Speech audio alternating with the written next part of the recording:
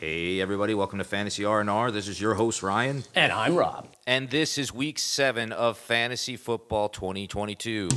This is Fantasy with Rob and Ryan, Fantasy R&R. As usual, let's kick off with Thursday Night Football. Saints at Cardinals. You know, I have Kyler Murray. We've talked about this a few times in the podcast. And I am wondering, where did the Kyler Murray of last year go? DeAndre Hopkins hasn't been back until now. We're playing tonight. I'm thinking Kyler Murray, he's got to show me something here quick. If not, I have to start looking for another quarterback situation. But I really do believe that D-Hop coming back, Rondell Moore now is going to probably be involved more heavily with Hollywood Brown being out. They did get Robbie Anderson, but we know who Robbie Anderson is. Kyler Murray, please prove it to me that you are my QB1. And for the Saints and Cardinals, I'm looking here at Alvin Kamara as a whole on the fantasy spectrum. I've talked a few times about, hey, this is a 5th, 6th-year running back, whatever.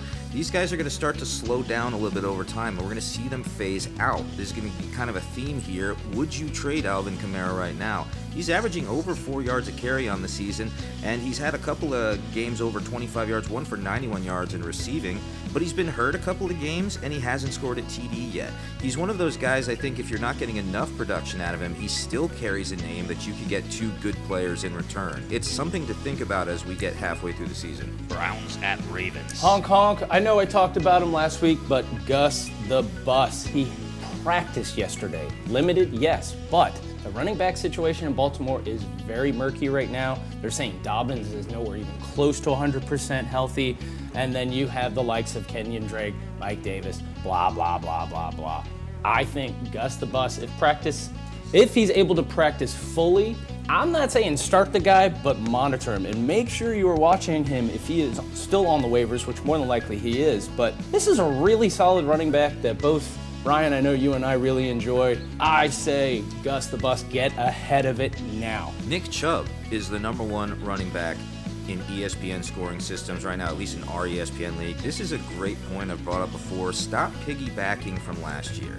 You heard about my trade for Cooper Kupp. I gave away Jonathan Taylor. I feel like either he's the next David Johnson or he's just going to have a nagging injury forever, whatever. Some people say he runs hard and he's got home run ability. I don't really see it. I've seen other running backs have success like Jonathan Taylor.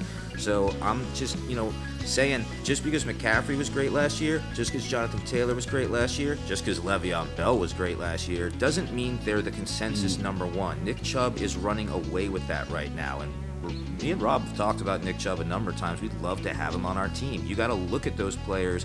You can just see something on the field that's different. So again, take your best shot at a number 1, but it doesn't always have to be the guy from last year. I love Chubbs. Buccaneers at Panthers. Here we are, Christian McCaffrey. My face is blue. I've been holding my breath this whole season waiting for the other shoe to drop with Christian McCaffrey. Is he going to get injured? Isn't he? Who knows right now? I own him, and I got to be honest, I'm waiting for somebody to come up to me going, hey, what's it going to take for CMC? And be honest, I probably move the guy for a hefty package. Yes, he's doing well. They're already talking about, they're going to blow up Carolina right now. As I aforementioned, Robbie Anderson's already gone. DJ Moore's going to be on the chopping block. CMC could potentially go to a contender and be this, huge CMC guy who you drafted number 1 just a few weeks ago, as you were saying, Ryan. Or a few years ago, excuse me. But I would rather have the upside, especially if I'm a team on the fence, trade CMC for a couple guys that are going to benefit you right now and just dust your hands and breathe just a little easier because CMC is no longer going to get injured on your team. I'm sick of talking about the Bucs and hearing Buccaneers news. I don't care whether Tom Brady is weighting down his footballs with his wedding ring or shoving it up his butthole to polish it. All I want to talk about right now is this DJ Moore asshole on my team. He's like the new Mike Williams. Not doing shit for me. I'm sure when I drop him, he'll be amazing. But I am going to go out on a limb here and say that DJ Moore's got a couple of weeks on my team before I feel he is completely droppable. He may not be saved unless he's traded in the NFL. Same thing's going on with Cam Akers right now. DJ Moore has failed to receive over 59 yards in any game, only has 1 touchdown. He's averaging 6.7 a game. He's ranked 54 in wide receivers. And with Robbie Anderson gone, who wasn't contributing much anyway, I don't see any difference with PJ Walker or Baker Mayfield, or if they're both out going to a 3rd stringer. DJ Moore is becoming droppable. You're seeing his points go from projected 14 to now 9.6 and soon 8, and then you can just get rid of of him. Falcons at Bengals. Hayden Hurst, Robert Tonyan, and Evan Ingram walk into a bar. That's all I have right now. That's the punchline. The joke to this is they're all pretty much the same exact guy, but they are startable. An argument you've heard from me since I think podcast 1 is what? Travis Kelce is the man. I love Travis Kelce. I love owning this guy because you just plug, you play and forget. Mark Andrews has talked himself into that conversation, and in the disregard, George Kittle has talked himself out of it. So who do you got? Hayden Hurst, Robert Tonyan, and Evan Ingram. And it's up to you to decide who you want to play, but these are all tight ends that will give you at least a floor of 6 to 8 points each week. Speaking of tight ends, I don't think there's any player that really fits the bill of, oh, maybe it'll happen this week, than Kyle Pitts. And I think that's one of the great things about Kyle Pitts is that unwavering optimism we all have about him as a first-round pick, top 10 pick in the NFL. Some of the people on ESPN, I won't mention her name, is thrilled that he got targeted 3 times for 19 yards and finally found the end zone in week 6. That's still pretty bad target share, in my opinion. You know, over the course of the season, Pitts has just looked like he did last year with even less yards, and there's no touchdown opportunities, but I like the idea of trading for him, but I'm having a hard time getting him off of anybody.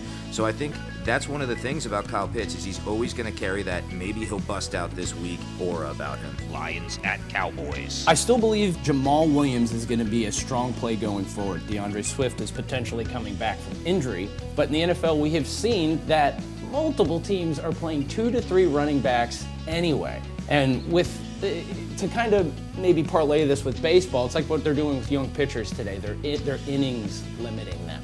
And that's what we're seeing with these running backs. And Jamal Williams has been, I think we were talking earlier, right? Could be an RB1 on any other team, but right now he's on the Lions, maybe shadowed by DeAndre Swift, but I don't think it's going to be that way going forward. They're going to be cautious with Swift, and Williams still needs to be in that flex position for the rest of the season. You know, Dak Prescott is carrying the healthy tag right now, but in the write-up it says he's expected to play week 7. It's really interesting because, you know, there's multiple players in ESPN and Yahoo write-ups where they say they're close to returning. They hold that questionable tag, and they just never do. Keenan Allen, even Jonathan Taylor's back on it. People thought he was going to play this last week. It's amazing. You just really need to go out to places like, you know, let's do a shout-out, Bleacher Report, and Rob, you're talking about fantasy news. These are good apps to have to give you the best opportunity to adjust your roster, because ESPN and Yahoo are flooded with customers every year. They don't really, they're just a mountain of a company. They don't really have to cater to their audience the same way some of these places that are just doing, you know, journalism write-ups and don't have a fantasy platform have to do for their customers and audience. But I would just say, you know, keep your eye on those injury reports up until the last second, because there's never a given with any of these write-ups. Giants at Jaguars. Jaguars need to get it through their thick head that they need to run the damn ball. Going back to my argument of what we were just talking about, the Jaguars have 2 very formidable running backs right now with James Robinson and Travis Etienne. Yet they're only touching the ball, I think, 10 times apiece last week when the run game was working and they were carving up the Colts defense. This is getting ridiculous at this point. Trevor Lawrence is the man in Jacksonville. Yes, per name basis. This isn't college anymore. Travis Etienne looks to be a pretty good running back, and we already know what James Robinson is. In my eyes, Jags need to run the ball at least 30 times. Cut it right down the middle. Who gives a shit? But in the same regard, they need to go get a downfield threat. We were just talking about DJ Moore. Tyler Lockett is another guy that comes to mind. Seattle starts falling off later. He's an elderly guy. Okay, let's pair him up with somebody young to trade a draft pick away for a Tyler Lockett and get that downfield threat that Trevor Lawrence needs. And once that happens, the fantasy boost all around goes everywhere. Spreads the field out, and then you get to that running game and establish that running game, which is where I truly believe Jacksonville is going here soon. They just need to do it. And what better way than to start this week? I love this matchup. I'm jealous that you're going to the game, and I'm stuck in Beantown here. But Saquon Barkley, obviously one of my favorite players. Love having on my team. I've never given up on him. But let's be honest, now he's starting to develop a nagging injury again. Looks like it's his shoulder this time, and he's amongst a bad news bear roster that is incredulous 5-1. I don't know how they're doing it. I do think they come back down to earth with a loss against the Jags, a team that's, running out of time but not running on empty. However, this is just to prove a point. I really don't care about specific matchups like the ESPN and Yahoo writers do. Saquon is one of those guys. He's just a must start until he injures himself, which probably will happen. So, or you see him hit a wall of 0 points every week where he's not getting handed the ball, which isn't going to happen. So this is a guy, just ride the tires off. Colts at Titans. It is becoming very, very clear. Robert Woods is becoming the Fantasy Avenue whore. Who hasn't picked up Robert Woods this year? I know I've already done it twice, and I'm depressed every time.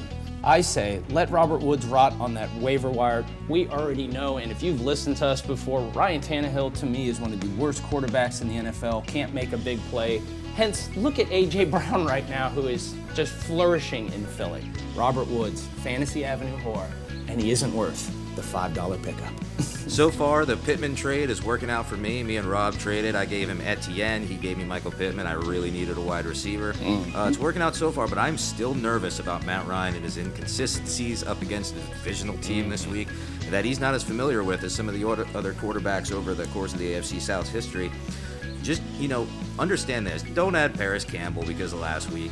You need to handcuff or trade Jonathan Taylor away. And just realize that there's going to be few and far between 16 target games for Pittman.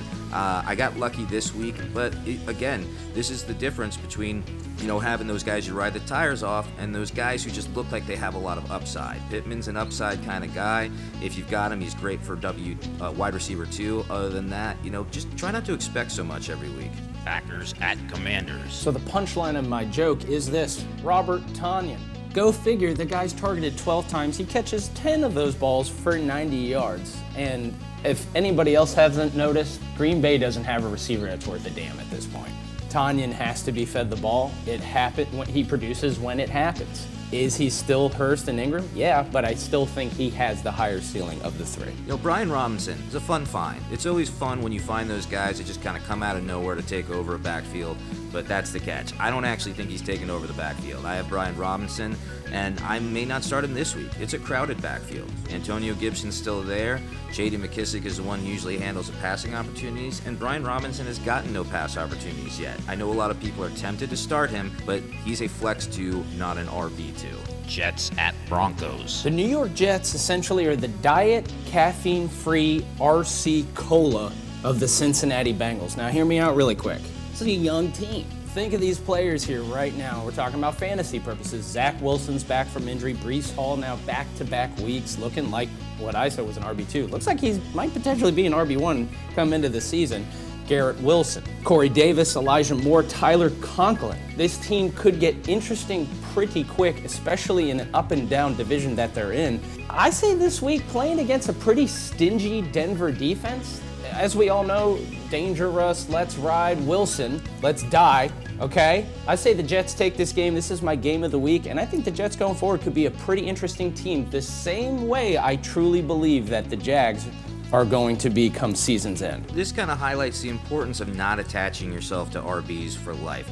Look what happened with Melvin Gordon, that whole meltdown with Nathaniel Hackett and the Broncos. Hackett's got to go. He just can't hack it.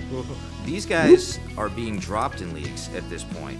Guys like Melvin Gordon, the Mike Boones that we just saw picked up and dropped. The RB lifespan is so short. You got to know when to move on in fantasy. And I know a lot of people are going to go out there and they're going to wonder, is Melvin Gordon starting this week? I should pick him up. You should only pick him up if you've got no other options. That's how it should be at this point in the season. Texans at Raiders. Tell you what, I'm glad I'm not a cameraman. Devontae Adams under huge speculation. Why? For pushing some guy down. And guess what, guys? He's got one of those NFL concussions. What is going on here in the NFL today? The concussions are starting to hurt my head. I don't know where this is coming from, but Ryan and I had talked about this when the Tua thing, and I had told Ryan, I wish we put this in a podcast. I go, watch this be a thing going forward. And lo and behold, a fucking NFL cameraman has an NFL-style concussion. Dameon Pierce, he's a great example of the rookie running back conundrum. You got Brian Robinson emerging out of nowhere. You got Etienne slow to start, but kind of breaking out. Breece Hall was slow to start, but breaking out. Kenneth Walker didn't get to play. Now he's got an opportunity. He's breaking out. And they're all panning out pretty equally. It's one of those things where it's like, take your RB if you need an RB and just let him ride on your bench until the rookie develops. A lot of people are very quick to get rid of a rookie running back. I remember maybe it was like last year, Kenneth Gainwell was picked up and dropped a lot in our league. And he's another one. It's like you may see him just kind of bust out at any given time. But the rookie running back conundrum is just get the running back when you need the running back. If you have other needs on your team, look there instead. Seahawks at Chargers. Similar to the CMC talk we have had, Austin Eckler is another guy I'm thinking about. Let's say you're on the fence, you're maybe, 0-6, and you've got Austin Eckler, your team's a freaking mess, you don't have a quarterback other than Deshaun Dickhead Watson. You gotta wonder, is Austin Eckler, in the grand scheme of things, worth the 30 points, let's say, that he'll put up? Or do you take Austin Eckler and let's say, let's look at my team, Brandon Ayuk, Miles Sanders, maybe even ETN, poking the old bear.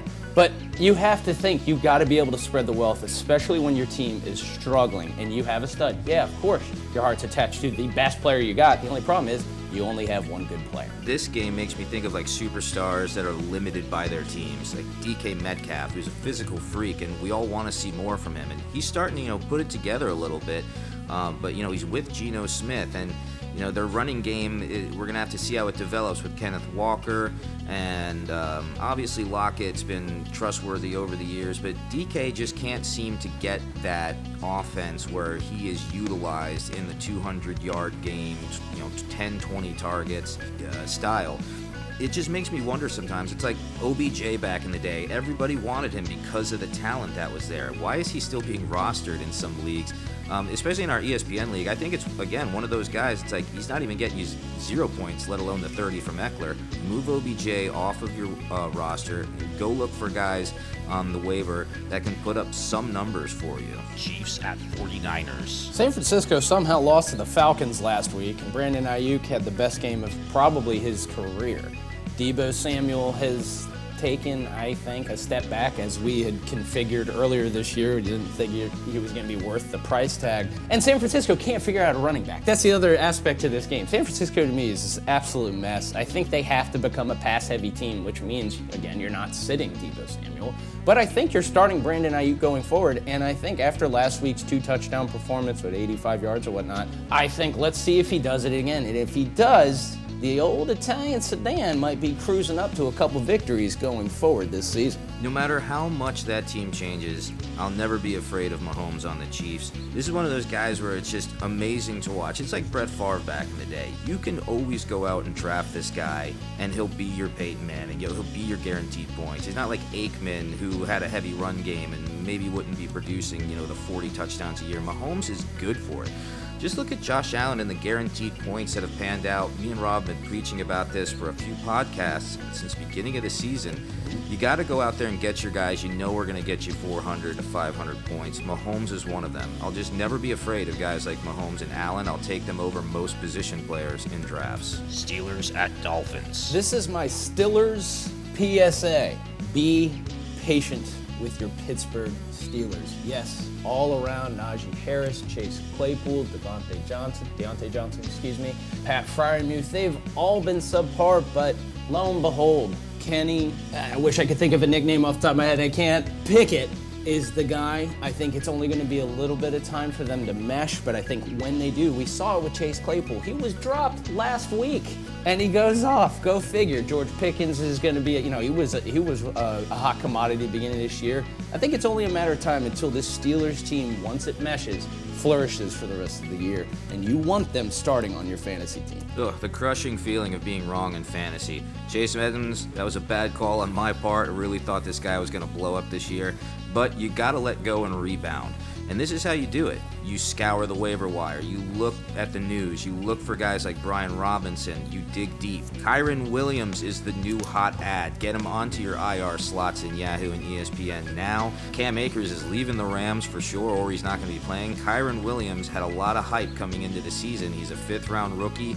He's not the fastest with that 40 time at the combine, but apparently he's a very smart guy and a great running back to have as a stash going forward. That's how you rebound from things things like Chase Edmonds. Go do what we're talking about. Get Gus the Bus, like Rob's saying. Be an active participant and manager in your fantasy league. Honk honk. Bears at Patriots. All right, just for this podcast alone, and I thought about it overnight, and I chewed on it, I decided I'm dropping my backup quarterback in Kirk Cousins for Bailey Zappi.